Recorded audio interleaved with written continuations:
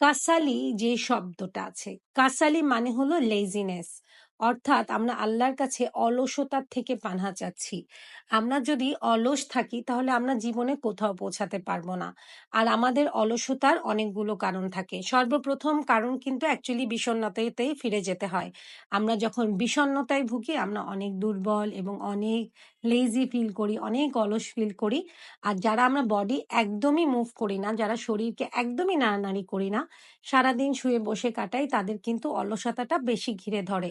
আবার এমন অনেক সময় হয় যারা আমরা চাকরি করছি, তাদের জন্য কিন্তু অলসতা একটা বড় পার্ট। মাঝে মাঝে কিচ্ছু করতে ইচ্ছা করে না, অনেক অলস লাগে, মনে হয় আজকে কিচ্ছু করব না। হ্যাঁ, মাঝে মাঝে অবশ্যই আমাদেরও ব্রেকের দরকার।